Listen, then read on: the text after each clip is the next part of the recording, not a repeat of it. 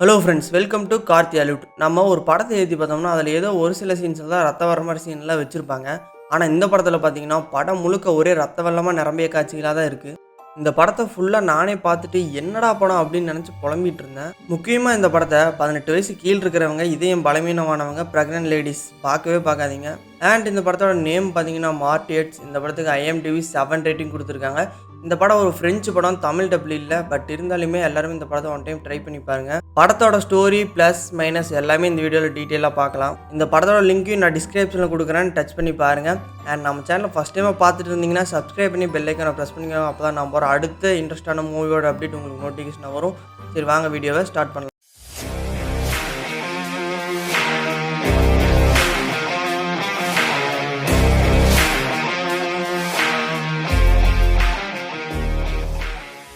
மார்டியட்ஸ் 2008 இந்த படம் ரிலீஸ் ஆயிருக்கு. இந்த படத்தோட கதையை பார்த்தீங்கன்னா ஃபஸ்ட்டு சீன்லேயே ஒரு பொண்ணு ஒரு குடோனோ ஃபேக்ட்ரியிலிருந்து பயங்கர காயத்தோட தப்பிச்சு ஓடி வந்துக்கிட்டு இருக்கா. அவளோட பேர் தான் லூசி. லூசியை ஒரு அனாத ஆசிரமம் எடுத்து வளர்த்திட்டு இருக்காங்க. அவள் எந்த பொண்ணு கூடயுமே சேரவே மாட்டேங்கிறா. ஆனால் நம்ம லூசி கூட ஆனாங்கிற ஒரு பொண்ணு மட்டும் நல்லா பேசி ஃப்ரெண்ட் ஆகுறா.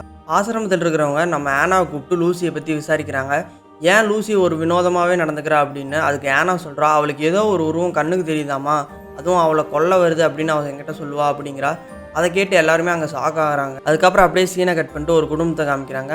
அங்கே ஒரு பையனும் பொண்ணும் ஜாலியாக விளாட்ற மாதிரி சீனும், அவங்க அப்பா அம்மா எல்லாருமே நல்லா சிரித்து பேசிகிட்டு இருக்கிற மாதிரி சீனெல்லாம் காமிக்கிறாங்க. அப்புறம் அப்படியே காலிங் பெல் அடிக்குது. அந்த பையனோட அப்பா போய் கதவை திறக்கிறாரு. நம்ம லூசி ஒரு டபுள் டேமேஜ் கண்ணை வச்சு சுடுறா. அவனும் தெரிச்சிட்டு போய் விழுகிறா. அதுக்கப்புறம் அவங்க அம்மாவையும் சுட்டுறா. அதை பார்த்துட்டு அந்த பொண்ணு பயந்துட்டு மேலே மாடிக்கு ஓடி போயிடுறா. அந்த பையனுக்கு என்ன பண்ணுறதுனே தெரியாமல் அவனுக்கு அங்கேயே ஆய்வு வந்துருச்சு. நம்ம லூசி அவனை அந்த சேரில் உட்காரு அப்படிங்கிறான். அவனும் அங்கே உட்காடுறான். அதுக்கப்புறம் உங்கள் அப்பா என்ன பண்ணார் தெரியுமா அப்படின்னு நம்ம லூசி கேட்குறா. அவனும் பேந்த முழிச்சிட்டே இருக்கா. நம்ம லூசி அவனையும் பட்டீர்னு சுட்டுறான். அவன் சேரோடு தெரிச்சிட்டு போய் விழுகிறான். லூசி அதுக்கப்புறம் மேலே போய் அவளை தேடுறா. அவர் பெட்டு கடியில் ஒளிஞ்சிக்கிட்டு இருக்கிறா. அப்புறம் அந்த பெட்டை பார்த்து நம்ம லூசி சுடுறா.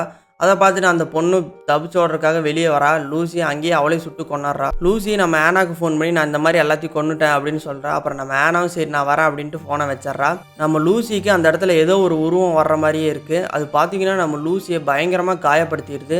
அதுக்கிட்ட இருந்து நம்ம லூசி வெளியே தப்பிச்சு ஓடுறா. கரெக்டாக அங்கே ஆனாவும் வந்துடுறா. அதுக்கப்புறம் ஆனா அங்கே இருக்கிற பணத்தை எல்லாத்தையுமே புதைக்கணுன்ட்டு குழி தோண்டி எல்லா பணத்தையும் குழியில் போய் எடுத்து போட்டுக்கிட்டு இருப்பா. அப்புறமா தான் லூசி நம்ம ஆனாட்ட சொல்லுவா, இவங்க தான் என்னை சின்ன வயசில் கொடுமைப்படுத்தினாங்க அப்படின்னு. ஆனா எல்லாத்தையுமே குழியில் போட்டுட்டு இருக்கிறப்ப அந்த வீட்டோட அந்த அம்மா மட்டும் உயிரோட தான் இருப்பா. ஏன்னா அந்த அம்மாவை காப்பாற்றணும்னு நினைப்பா. அது நம்ம லூசிக்கு தெரிஞ்சிடும். லூசி ஒரு சுத்தி எடுத்து அந்த அம்மா மண்டையில் பட்டி நடிப்பா. மூளையெல்லாம் பொழந்துட்டு வந்துடும். அதுக்கப்புறமா லூசி ஆனாட்ட கேட்பா, நான் அவ்வளோ சொல்லியும் நீ இவளை காப்பாற்ற போறியா அப்படின்னு. லூசி கோவத்தில் பக்கத்தில் இருக்கிற பொருள் எல்லாத்தையுமே அடிச்சு உடச்சிட்டு இருப்பான். நம்ம ஆனாக்கும் என்ன பண்றதுன்னே தெரியாது. லூசிகிட்ட மறுபடியும் அந்த உருவம் வரும். நம்ம லூசியோட கையை அது கத்தி எடுத்து அறுக்கும். அதை நம்ம ஆனா வேற பார்த்துக்கிட்டே இருப்பான். அதுக்கப்புறமா அந்த உருவம் நம்ம லூசியோட தலையை பிடிச்சி செவுத்துலேயே அடிக்கும். நம்ம லூசிக்கு ஏதோ ஒரு உருவம் அவளை காயப்படுத்திட்டு மாதிரியே இருக்கும். ஆனால் உண்மையாலுமே லூசியே தான் அவளை காயப்படுத்திக்கிட்டு இருப்பான். அதுக்கப்புறமா தான் நம்ம ஆனாக்கே தெரிய வருது நம்ம லூசி ஏதோ ஒரு மென்டலாக பாதிக்கப்பட்டிருக்கா அப்படின்னு. அது என்னன்னா ஃபர்ஸ்ட் சீன்லேயே நம்ம லூசி ஒரு குடோன்ல இருந்து தப்பிச்சு ஓடி வருவா. அங்கே இன்னொரு பொண்ணு மாட்டிக்கிட்டு இருப்பா. அவள் என்னை காப்பாற்றுன்னு கத்துவா. ஆனால் நம்ம லூசி அவளை காப்பாற்றாமலே ஓடி வந்துடுவா. அந்த குற்ற உணர்ச்சி தான் நம்ம லூசிக்கு இந்த மாதிரி மென்டல் டார்ச்சரில் பாதிப்படைஞ்சிருப்பா. அப்புறம் நம்ம லூசி அந்த உருவத்துக்கிட்ட இருந்து தப்பிக்கிறதுக்காக கண்ணாடியை உடச்சிட்டு வெளியே விழுவா. அப்புறம் அப்படியே கொஞ்சம் தூரம் நடந்து போவா.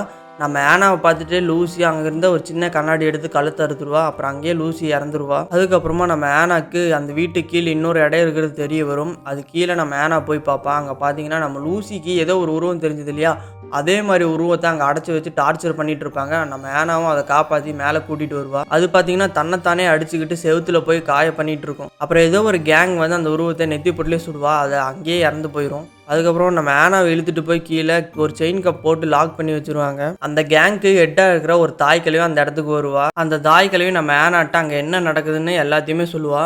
மனுஷன் இறந்து போகிற நிலையில் அடுத்ததாக எந்த நிலைக்கு போகிறான் அதை நாங்கள் ரிசர்ச் பண்ணிகிட்டு இருக்கிறோம். அதுக்கு வயசு பையனோ அல்லது வயசு பொண்ணோ தான் தேவை. அவங்கள வச்சு தான் இந்த ரிசர்ச் பண்ண முடியும். இதில் யாருமே கடைசி கட்டத்துக்கு போனதே இல்லை. எல்லாருமே பாதியிலேயே இறந்து போயிடுறாங்க. உன் ஃப்ரெண்டு லூசி விட்ட ரிசர்ச்சை நீ தான் பண்ணணும். அதனால் உன்னை வச்சு தான் அடுத்த டெஸ்ட்டு பண்ண போகிறோம் அப்படின்ட்டு நம்ம ஏன்னா அதில் மாட்டிக்கிறோம். அப்புறம் நம்ம ஆனாக்கு என்னெல்லாம் நடந்தது அப்படிங்கிறத இந்த படமே. இந்த படத்தோட ப்ளஸ்ன்னு பார்த்தீங்கன்னா டெக்னீஷியல் ஒர்க்கு தான். ஏன்னா கேமராமேனு எல்லாருமே பயங்கரமாக ஒர்க் பண்ணியிருக்காங்க. அதாவது ஒரு சுடுற சீனாக இருந்தாலுமே அதை நேச்சுரலாகவே காமிச்சிருக்காங்க. அதுவும் செம்மையாகவே இருந்தது. குறிப்பாக ஸ்க்ரீன் பிளே சூப்பராகவே இருந்துச்சு. எல்லாருமே அவங்க ரோலில் சூப்பராக பண்ணியிருந்தாங்க. இது எல்லாமே இந்த படத்தோட ப்ளஸ்ஸாக இருக்குது. அதுவே மைனஸ்ன்னு பார்த்தீங்கன்னா ஓப்பனிங்லேருந்து இது செம்ம இன்ட்ரெஸ்டாகவே கொண்டு போயிட்டு இருந்தாங்க. காமிச்சிருந்தாங்க. ஆனால் கடைசியில் போக போக தான் லைட்டாக ஸ்லோவாக போகிற மாதிரி, அதுவும் கிளைமேக்ஸ்லாம் ஒரு சாட்டிஸ்ஃபேக்ஷனாகவே இல்லை. பட் ஏற்றி பார்க்குற அளவுக்கு ஒரு ஒர்த்தான மூவி தான். கண்டிப்பாக எல்லாருமே ட்ரை பண்ணி பாருங்கள். குறிப்பாக 18 வயசுக்கு மேலே இருக்கிறவங்க இந்த படத்தை பாருங்கள். அதுவும் கிளைமேக்ஸ்லலாம் பார்த்தீங்கன்னா உயிரோடு இருக்கிறப்பவே தோரெல்லாம் உரிக்கிற மாதிரி சீனெல்லாம் வந்தது. கண்டிப்பாக 12 வயசுக்கு மேலே இருக்கிறவங்க பாருங்கள். இந்த படத்தோட லிங்க்கையும் நான் டிஸ்கிரிப்ஷன் டச் பண்ணி பாருங்கள். அண்ட் நம்ம சேனலில் ஃபஸ்ட் டைமாக பார்த்துருந்தீங்கன்னா சப்ஸ்கிரைப் பண்ணி பெல் ஐக்கானை ப்ரெஸ் பண்ணிங்க. அப்போ தான் நம்ம அடுத்த இன்ட்ரெஸ்டான மூவியோட அப்டேட் உங்களுக்கு நோட்டிஃபிகேஷனாக வரும்.